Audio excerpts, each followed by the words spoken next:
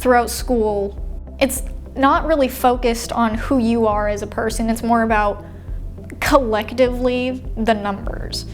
And people aren't just numbers, obviously. And they're not just puppets. You gotta acknowledge the fact that they have thoughts and feelings and emotions and experiences that you have to explore, you have to understand.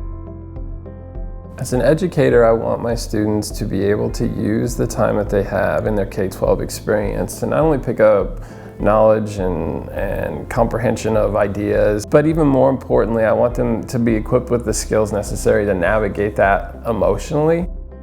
At this critical time in high school students' age, it's very important, I think, to give them the opportunity to be reflective. The content that we're using in this unit has been perfect as a segue to not just show them what happens in life, but to open up conversations.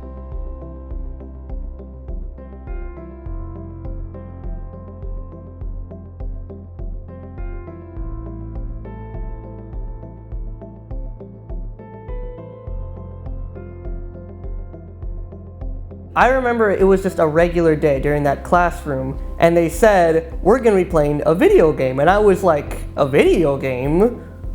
What are we gonna be playing? And I remember our teacher was like, oh, we're gonna be playing What Remains of Edith Finch.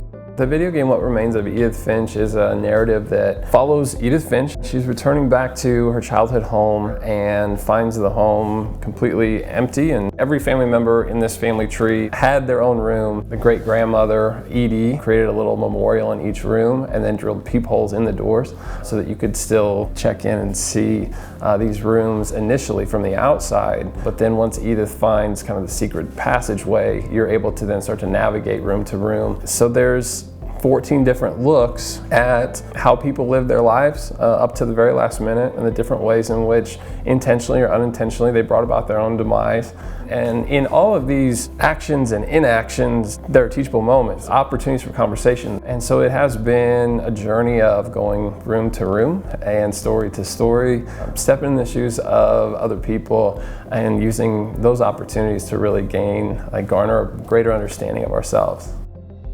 The way that we continue to increase our engagement and keep our engagement has been through a very specific seating arrangement where we have one desk that's in the center of the room that we refer to as the hot seat. And so for the students that are not playing the game with the controller in their hands, they sit in seats that are surrounding where everybody has a view of the screen, and they usually fill out what we would consider to be guided notes. Some of the questions that we ask are comprehension, where it's, what did you see when we approached this bedroom? Other questions that we ask give students the opportunity to go deeper in their level of thinking and really engage in critical thinking, which we've seen increased engagement with. Those questions are what have us look into our own identities. That has also kind of sparked an inner conversation with myself recently, and things that happened to me growing up, being able to look into that part of myself and see how A, it was happening, and then B, how it's kind of starting to change, and then also relating it to what we're doing in class is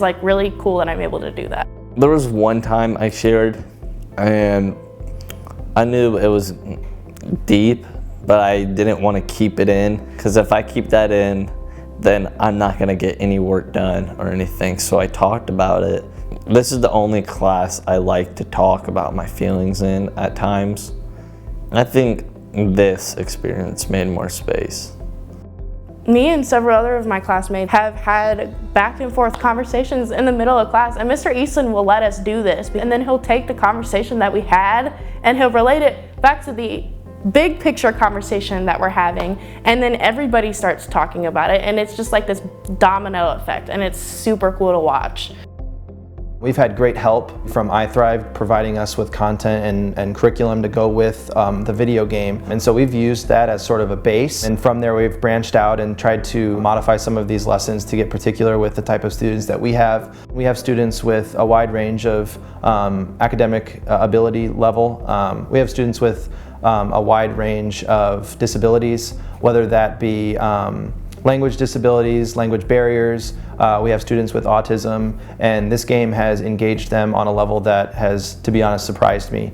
Sometimes as an English teacher, you're playing the game of school where you assign a novel and people don't read the novel, and the teacher continues to pretend that everybody's read the novel, and the students pretend to have read it, and these conversations are shallow, and it just lacks an investment on everybody, like in everybody's part. This game has given access to all learners, and by having this shared experience, we're able to get into levels of analysis that I think far exceed anything that we have been able to do through even poetry or short stories, because they can get into the story. They have access to the story. They are engaged by the story. There's actually something that I can get immersed into, because there's this breathing world that I can interact with and get invested with the characters. So it's a completely different experience, and I really like that.